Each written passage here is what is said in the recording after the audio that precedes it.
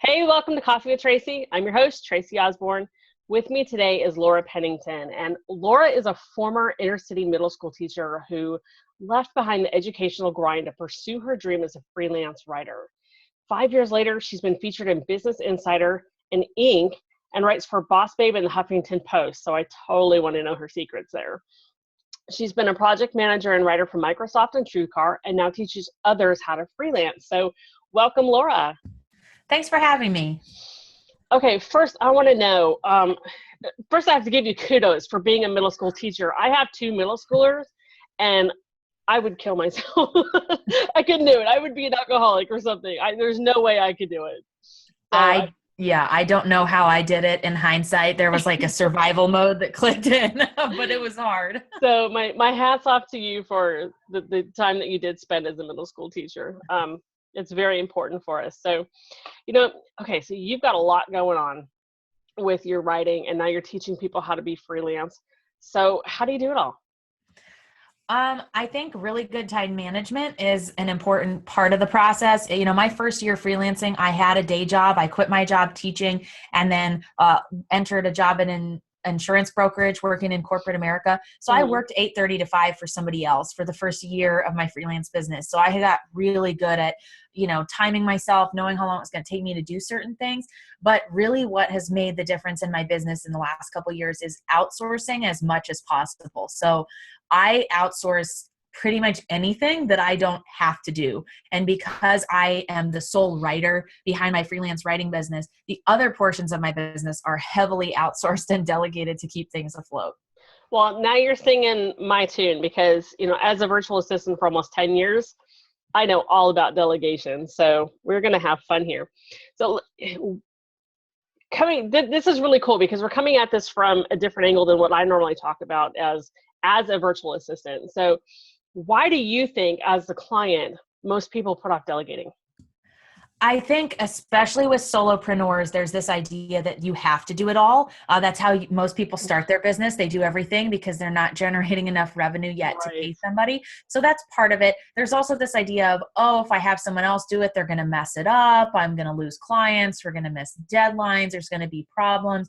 And then there's like this myth out there that I don't know why so many people think this, but a lot of people are like, someone even told me this the other day that there's a lot more bad VAs than there are good. And I was kind of like, I've had the opposite experience. There've been a couple bad ones, but if you know what you're doing to hire people, the vast majority of people are actually really good. And I think where clients trip up is because they don't know how to train the VA. They don't realize that's what they need to do.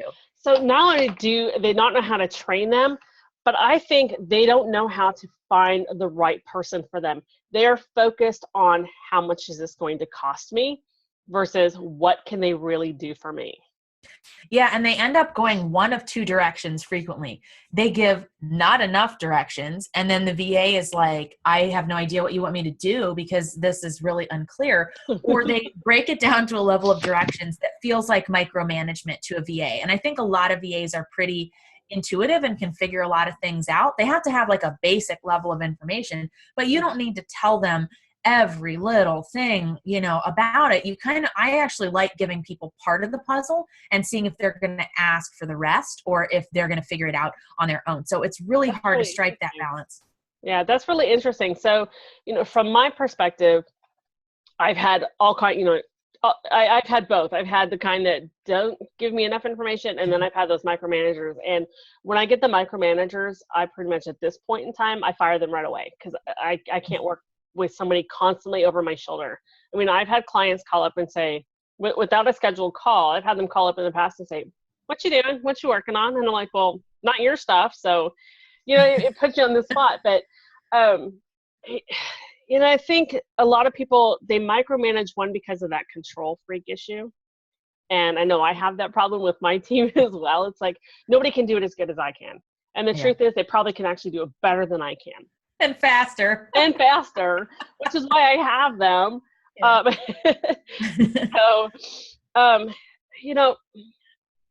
I guess, where do they start? How do they even try and figure out, first of all, what kind of a virtual assistant do they even need to hire? Because there's different types. What I recommend that people do first is keep track. If you're doing the same thing every day, you only need to do this for a day. But a lot of times solopreneurs are doing so many things within a week. I encourage them to write down every single thing they do for 1 week. And that list will surprise you. You will look back at that and go, oh, I spent an hour on that. I spent 5 hours on that. And then look at that list and realize, first of all, easy things to delegate. For things you hate doing. First one, if you don't like doing it, circle it. Next is things that don't make you money. Why are you doing that? If it's not generating revenue, now that's where people are like, oh, but I like it. I love scheduling my blog posts. That's nice. But if you're charging $100 or $500 an hour to your clients, but you're doing $20 an hour tasks, you're limiting how much money you can make because that could be easily outsourced. And then that's usually where you start. You'll see a pattern of like, things like for me, it was social media. I don't like doing social media. Doesn't make me any money to do it. So for me, that was like, I'm hiring a social media VA first and then going from there. So definitely a lot of times when I talk to people, I'm like, well, what activities are you doing that you hate? They'll come up with 2 or 3 things right away. And I'm like, why are you doing that? Like, this isn't even a thing of you have a personal attachment to it. You actually don't like doing it. Get that off your For me, my biggest one was my books. I have a bookkeeping, accounting, finance background. So for the last 9 years, I've just done my own books. And I just did them on a spreadsheet. I didn't want to mess with QuickBooks. I just did them on a spreadsheet. I hated doing them. I kept telling myself, I'm going to do them every month, once a month. Every month, I'm going to be, right on top of it. At the end of the year, I'm like 8 hours in going, God, why did I do this to myself again? So this year, I actually yesterday just hired somebody to set up my QuickBooks. They're going to train my husband. I don't have to deal with it. I just want to see the reports. Yeah, so, it's awesome. Yeah. And once you find the right person to do it, like we said, they're probably going to do it faster, better. And then you're going to have this extra time where you can do other things that you either like doing or that are going to make money for you. So it ends up working out. You got to see the VA as an investment, not an expense. There's a mindset difference. I love that. There. I call them partners. I always talk about this. They're an extension of you. They are a partner in your business. They are just as dedicated to your growth and success as you are if you have the right one. Mm-hmm. So absolutely. I love that you think about the investment side as well. So, okay. So we've kind of started figuring out what to delegate. What next? Next, I encourage you to start looking for people. And I think once someone gets, behind the idea of outsourcing, there's a tendency to rush this next step, which is bad. Don't do it. Don't just hire your best friend or your mom. Do some research. People do that. I know. Yeah, I get those stories all the time. I mean, you mean well, but it doesn't ever end well. So don't do it. So that is where a lot of people rush. They're like, oh, I'm ready now. Okay, first person I meet. No. This is a process, and the time and energy you put into selecting the right person will pay off tremendously. Whereas you rush this, you're going to hire the wrong person and you're firing them a week later. So the next thing I like to do is try to identify where you could find such a person. My favorite place is personal referral, because I've trained a lot of VAs, been a VA, work with VAs. I get people asking me all the time, do you know someone who could do Hootsuite? Do you know somebody who has experience with Infusionsoft? Help, I need to hire somebody. Right. So personal referral is my favorite way, because a person you ask, whether it's an online colleague or a friend, they're not going to steer you to somebody who's bad. So it's always great to have someone say, oh yeah, I actually worked with this person. They were legit. They met deadlines. They were professional, etc.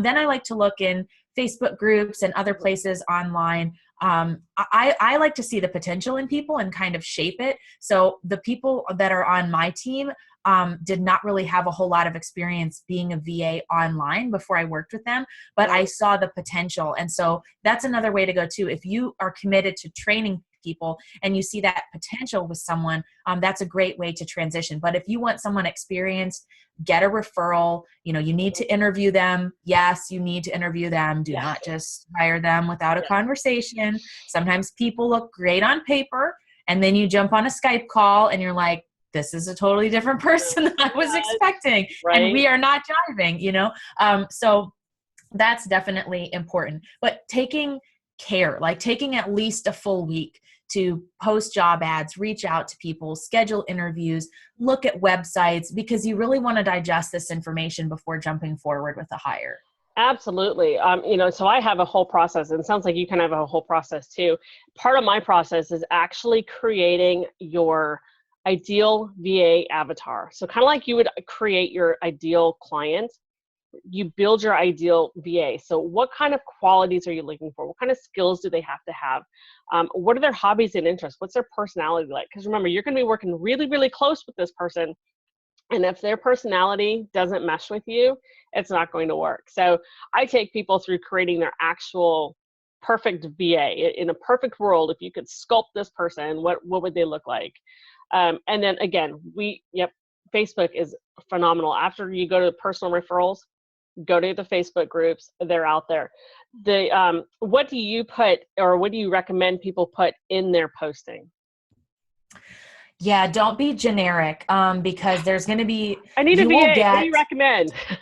Yeah. Don't be generic. Kind of talk, now that you've done the exercise of figuring out what you don't like doing and what you shouldn't be doing, now you have kind of a direction, because if you just put, I'm looking to hire a VA, you may get 500 responses to that and a bunch of personal messages and stuff. So come up with, you've created this ideal VA avatar, right? So we're looking for personality aspects, also skills. So whatever those skills are, if there's a particular piece of software, you want an email newsletter manager, you need to put looking for someone who knows how to use MailChimp or ConvertKit, and somebody who is great with self-direction and, can, if they need to be available during a specific time, that's important to name too, because a lot of VAs are juggling a lot of things. They may not be available. So we're trying to narrow the field basically, because there's thousands of people out there who can help you. So let's narrow it by talking about skills, personality, availability, etc. And then you can start to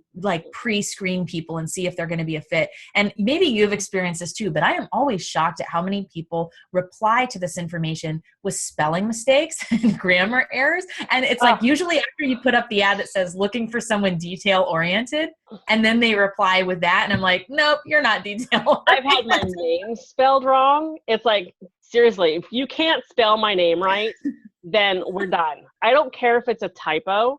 I don't care if it's autocorrect, because my name is Tracey, and autocorrect usually takes out the E. I don't care. That means to me that you did not take the time to go back and proof your work before you sent me an email.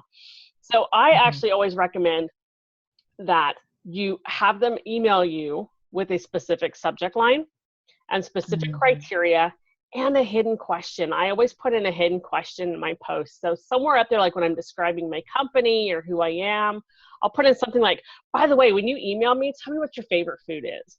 Because that tells me that they've read the entire thing and that they're paying attention. Because that way you can quickly weed out those responses. You're going to get hundreds of responses. You need to give them the next step to take, rather than just being like, I'm looking for a VA, because especially if you do that in a Facebook group, you're going to get comments, you're going to get private messages, you're going to get people Googling you and emailing you. So one of the things I like to do as well, like if I'm, sometimes someone will come to me and they want me to vet like at least 5 candidates for them to interview. I like to use a Google form where I make the Google form like, check which things you have experience in, what time zone are you in, whatever the specifics are. And then I'm going to get like a consolidated list. And if the person can't follow the directions to do that one thing, one click and fill out a form, and they're instead commenting or private messaging me, that's it. So put the responsibility on them. And the other thing I like to do is make it clear from the beginning if there's going to be a trial period or a trial project, because that will weed out the people who see this and go, oh, here's my opportunity to make a quick buck. I think I can figure this out. Make it, first of all, it shows to the VA, this is a long-term opportunity. This is not like a one-off job, but you're taking it very seriously, because someone who's not willing to go through that kind of paid trial period or one sample project where they're being paid is probably not a good fit for the long term anyways. Yeah, definitely. And I'm one of those people. I won't do trial projects. My time is just I'm too busy. My time is too valuable, but I totally get the reason behind it, because you need to see if they're going to be a good fit and if they can follow instructions. So I completely get the reason. And in the old days, I did. but here 10 years later, I don't have time for that. So I'm, And that's something that if you're hiring a VA, you need to be aware of. Somebody who's really good and in the field for a while is going to have more say over the terms. So the more pushy and like micromanagerial you are, the less likely you're going to get the experienced VA. Right. You need to adjust your expectations and say, all right, I'm probably not going to be able to work with Tracey because her client roster is frankly full and she can't do this trial project. So in exchange for not having an experienced VA, I'm going to have to take on more of the responsibilities from a training perspective and start with somebody who's newer to the field. Yeah, definitely. The more experienced ones are going to come along, and we're looking for long-term. We're not looking for trial projects to see if we're a good fit. I will know on our phone call, most likely. I will know by the end of our discovery call if we're going to be a good fit for each other, which brings me to some of my pet peeves that I'm going to bring up. Don't ask in your post, email me and tell me why you're a good fit for my company. That drives me crazy because I don't know you. You don't know me. I have no clue if we're going to be a good fit until I start talking to you. I don't have a clue. And the other ones that I don't like are, what are your strengths and weaknesses? Because as a VA, I can tell you that we're going to make our weaknesses look really freaking good. And you're going to be like, wow, those are your weaknesses? You're hired. So save those for the references. Definitely check references. And that's where you're going to ask those, what are their strengths and weaknesses questions. And this is my pet peeve too, being hired in a VA or project manager position. I am a freelancer. I am not an employee. Do not write your job description like I'm going to be your employee. You got me so excited. I pulled out my earbuds.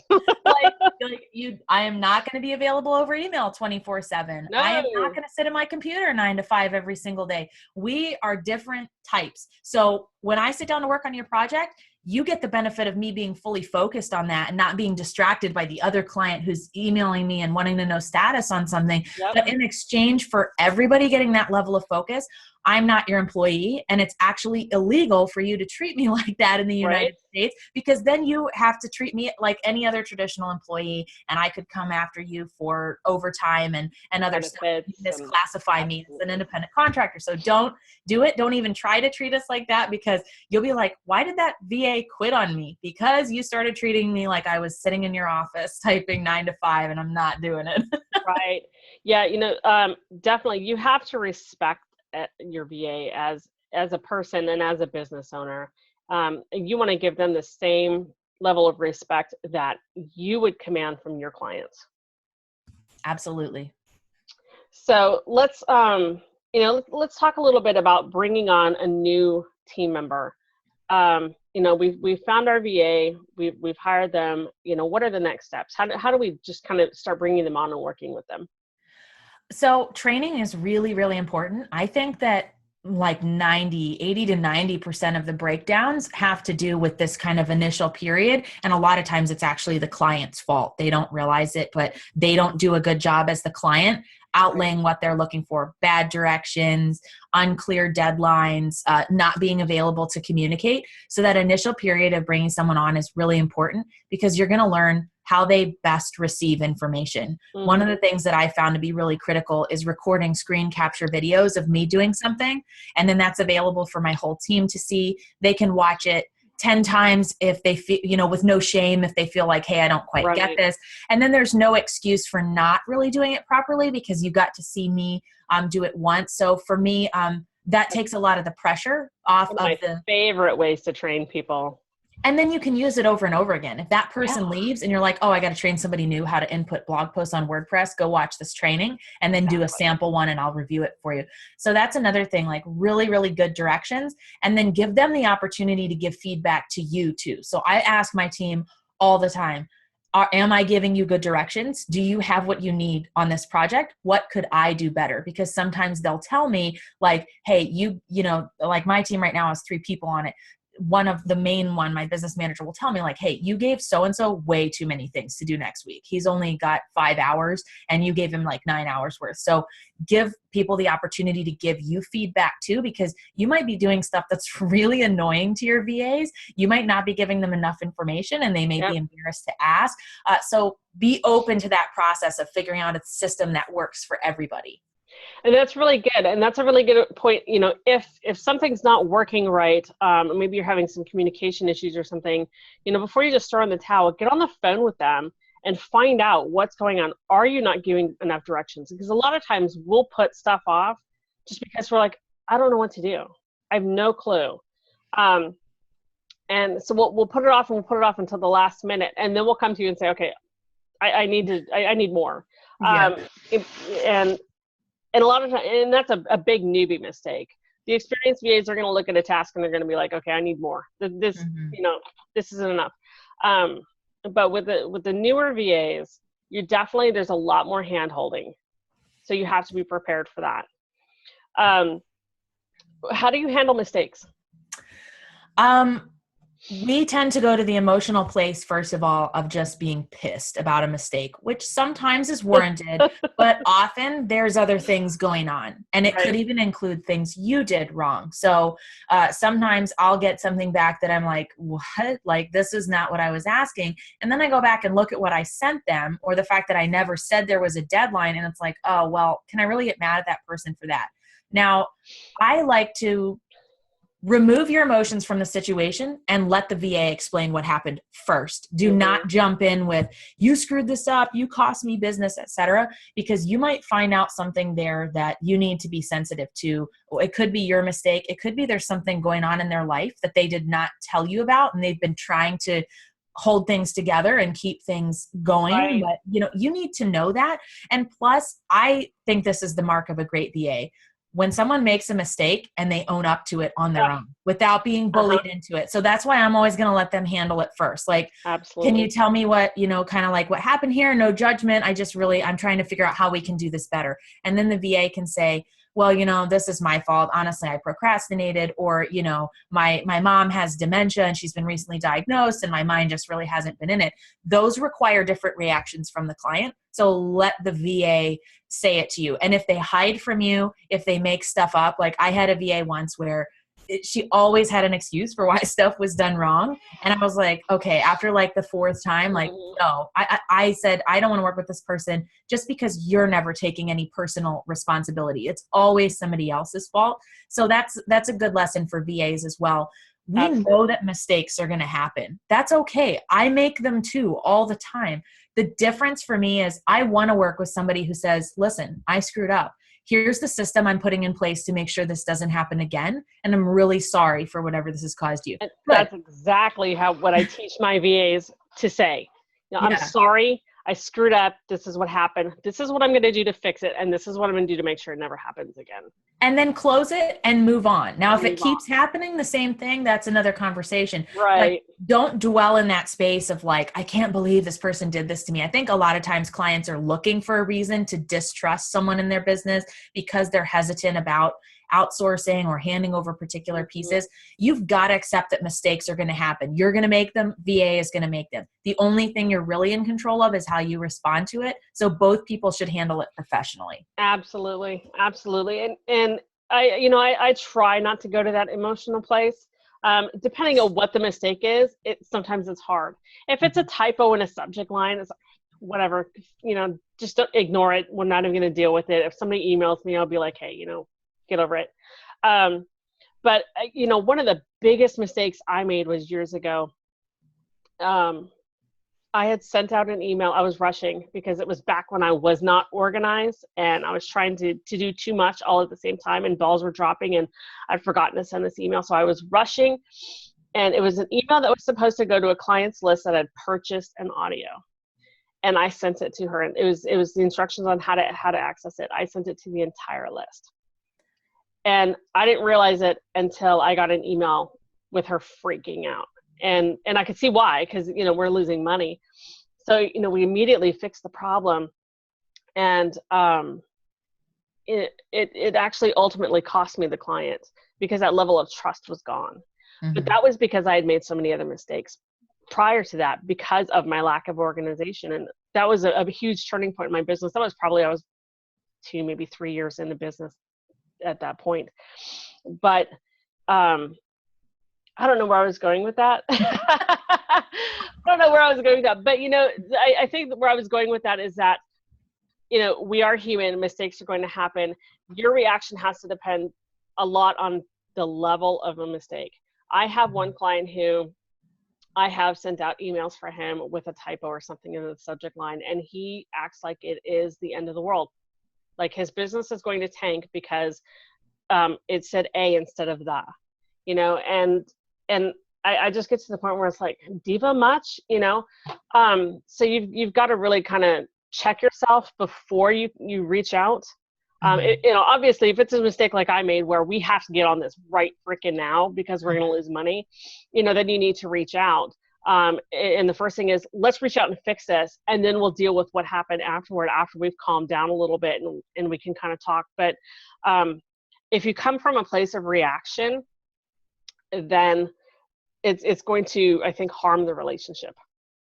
Yeah. And that's true for both parties. So try to figure out what happened, whatever it was, Right. Try to not have so many emotions tied up into it. And then from there, take it as a learning opportunity. Recently I did a virtual summit where we'd planned the summit months in advance, but all this stuff happened in my personal life right before the summit went live. My fiance's in the Navy. We got the word we had to move. He can't leave. I have to drive across 5 states to find us a new house in 48 hours. This is all the week before the summit goes live. Oh my gosh. So everything was just so chaotic. And I told my team, I said, listen, we're going to make a lot of mistakes. We're going to get a lot of emails about this. We're going to have people complaining, saying what we should have done better. I said, that's fine. Just, respond to the person, give them this bonus, and then let's record this for what we would do differently in the future. So I think having that open mind of sometimes mistakes are going to happen. Sometimes other things are important that people outside your business may not get,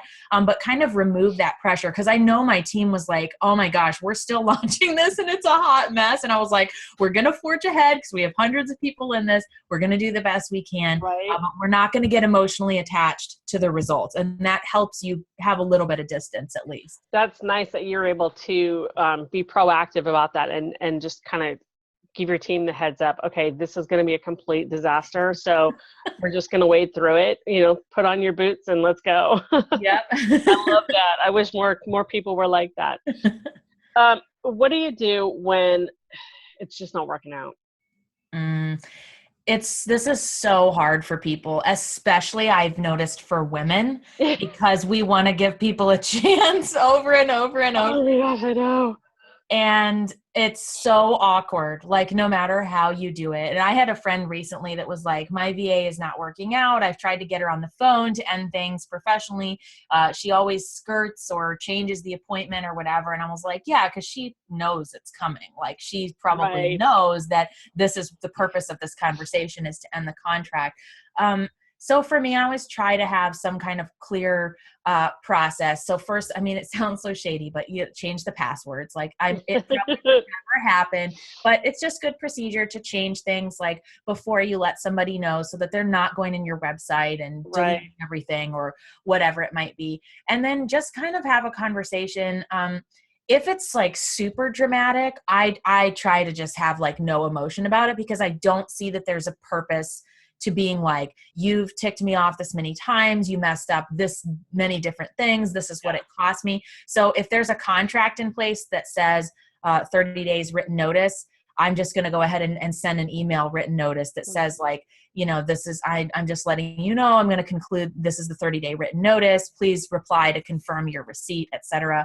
And then I've noticed when I've had to do that, usually people will write back and say what could I have done differently? Or I'm very sorry to hear that. So if they open the door to that conversation, I might kind of go there, but still try to keep it as professional as possible. And the one thing I'd encourage is, your business and you know what you need. As soon as you feel that in your gut that it's time to end it, don't backtrack. Don't let the sob stories or the I promise I'll be better. If they've screwed it up so many times, it's better to just cut the cord. And I think a lot of people have this perspective that the first person they're going to hire is going to be their VA forever. And every VA they hire is going to be perfect. I'm sorry, most people who have great teams now went through many other people. Okay. We hired and fired a lot of other folks. Yes, we have. Don't whenever I talk to people who are new to outsourcing, they're like, well, I had a bad experience last year. I hired one VA and they just flaked on me. And I was like, and you gave up after that? Because I've had a number more than that didn't work out. You have to be open to, use these procedures to minimize that. But it's going to happen. It is. And, I always say hire slow, fire fast.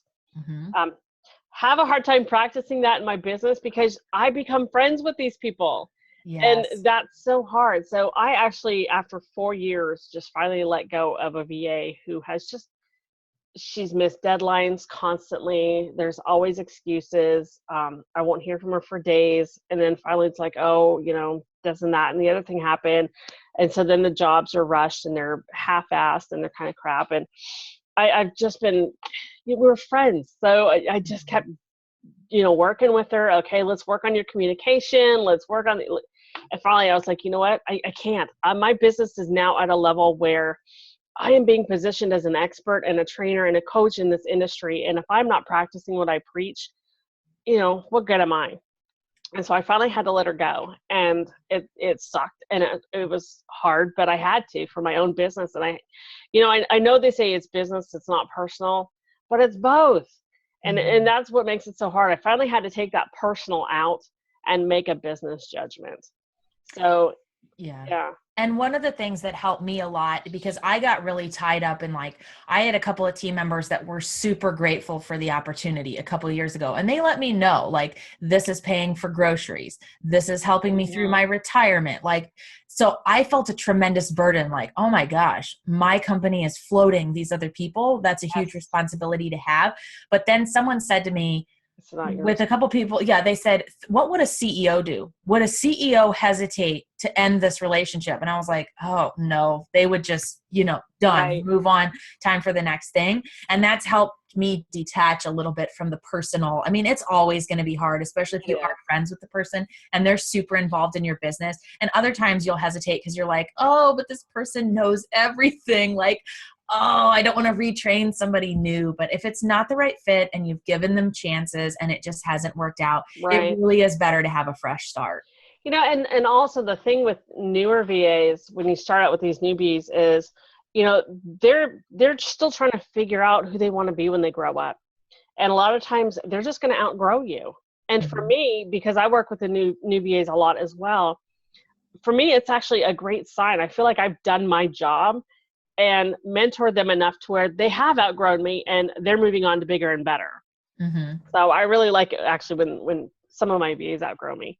Some of them no, because I need them. I need skills and they're so good. I don't want them to go. But you've got to be prepared for that. It's just like any other business. People are going to come and people are going to go. That's right. Yeah. All right.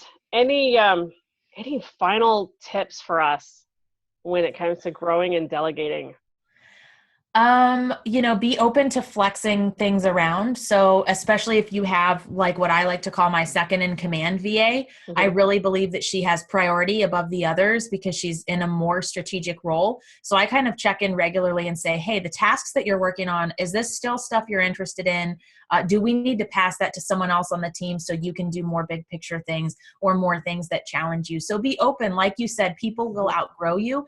Don't leave somebody stagnant scheduling your social media for years if they really hate it. Ask people, give them the opportunity, because as VAs, especially as newer ones, they want to try different things. So you might say, hey, I'm thinking about starting a YouTube channel. Would managing this be something you're interested in? And then kind of allow them to say yes or no. And they're going to value that you're asking their opinion, including them in other things. And then it kind of keeps somebody from getting bored with doing the same thing day in and day out. So be open to that. Ask their opinion. That's good. I like that. And be able, be flexible to transition them into other roles. I like how you're talking about that. So that's a really, really good tip. All right. Let me see if I've asked all my questions here, because I know I have, but all right. You know what? Tell us how we can find you. That's the one I haven't asked yet. Sure. So all of my delegation, outsourcing, time management stuff is on betterbizacademy.com. I also have a podcast with that same name, all about freelancers, VAs, writers, graphic designers who are doing their own thing and how they've built their business to be successful. So if you want free advice about how to grow your business in that capacity or delegating to people on your team, that's kind of all housed there. Awesome. And we're going to have that link down below this recording. So just in case you didn't see it or didn't write it down, it'll be down there for you to just click. So thank you so much. I could talk about this topic all day, so I have to make sure I taper myself because I've been doing it for so long. So there's so much I could go into. So I want to thank you for being here and sharing your wisdom with us. And I want to thank you for joining us and listening. I hope you've definitely been able to get some great feedback on how to grow and how to delegate and how to find that perfect virtual assistant. So until we meet again, thanks everybody.